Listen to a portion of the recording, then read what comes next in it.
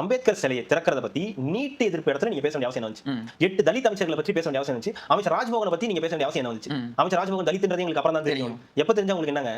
அவர் இந்த சமூகத்துக்காக என்ன செஞ்சீங்க? நீங்க என்ன செஞ்சிருக்கீங்க? இந்த சமூகத்துக்காக அவர் என்ன பண்ணிட்டே இருக்கணும்னு நினைக்கிறாரா? நம்ம இந்த சமூகத்தை சேர்ந்தவங்க. ஆமா, அது நீங்க அவங்களே சிறுமப்படுத்துகிற தன்மை கிடையாது.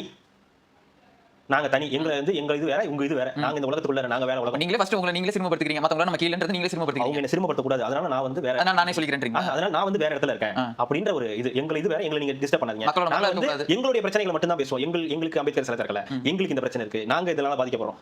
உண்மையான மக்கள் இருக்காங்களே, பாதிக்கப்படுற மக்கள், பட்டியலின மக்கள், அவங்களுக்கு இதுக்கு சம்பந்தம் கிடையாது. ஆனா அதை வச்சு இவங்க எல்லாம் பேசுறாங்கல்ல, இவங்க எல்லாம் தான் பிரச்சனை. இவங்க உண்மையாவே ஒரு பிரச்சனைக்கு தீர்வு காணணும்னு என்னைக்கு வந்ததே கிடையாது. நேத்து பேசுறவங்க அத்தனை பேருமே பேசி முடிச்சு ஷூட்டிங் போயிட்டாங்க. இன்னைக்கு விஜய் சொல்றாங்கல்ல, அதனாலதான் அந்த அடிச்சாரு போயிட்டாரு வச்சாரு.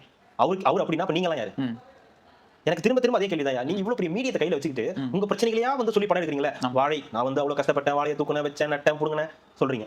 அவரு மெட்ராஸ்னா வட சென்னை இப்படி கிடையாது, அப்படி கிடையாது, அது கிடையாது, இது கிடையாது எடுக்கிறீங்க. அவரு படிப்பு தான் எல்லாமே முக்கியம், படிப்பு வந்து இந்த மாதிரி இருக்கவங்க இப்படி தான் பண்ணுவாங்க, புடிங்கிப்பாங்க, காசு இருந்தா புடிப்பாங்க, நிலம் இருந்தா புடிங்கிப்பாங்க, படிப்பை யாருமே எதுவுமே பண்ண முடியாதுன்னு பேசுறீங்களே. உங்கள யாராவது ஒருத்தர் சொல்றேன், யாராவது நீட் பேன் பண்ணுங்கப்பா, யாராவது அம்பேத்கர் சிலை திறங்கப்பா, யாராவது ஒருத்தர் அதை பத்தி படம் எடுத்துக்கலாமே இத்தனை வருஷத்துல. அதுக்கு 30 வருஷம் கழிச்சு தான் படம் எடுப்பீங்க. ஒரு பீரியட் ஃபிலிமா இதெல்லாம் முடிஞ்சு ஒரு காலத்துல இதெல்லாம் நடந்துச்சு அப்படின்னு சொல்லிட்டு அப்ப எடுக்கிறது அந்த அரசு பண்ணுச்சு. அப்போ ஒரு ரகசியம் இருக்குன்னு சொன்னாரு. அதுக்கப்புறம் சினிமால ஜெயிச்சு ஒருத்தர் வந்தாரு, இவங்க எல்லாம் ஏமாத்துறாங்க, நீங்க ஒரு படம் எடுக்கணும். உங்களை சார்ந்த உங்களை மாதிரி இருக்கக்கூடிய அடுத்த வரக்கூடிய ஜெனரேஷன் அந்த படம் எடுக்கணும். அப்ப நீங்க கரண்ட் சிச்சுவேஷனுக்கு படம் எடுக்க மாட்டீங்க. நீட்டுக்கு சார்பா நீங்க உங்களால ஒரு படம் எடுக்க முடியாது. அரசு துறையில நடக்கிற பிரச்சனைகளை பற்றி உங்களால ஒரு படம் எடுக்க முடியாது. அப்புறம் எதுக்கு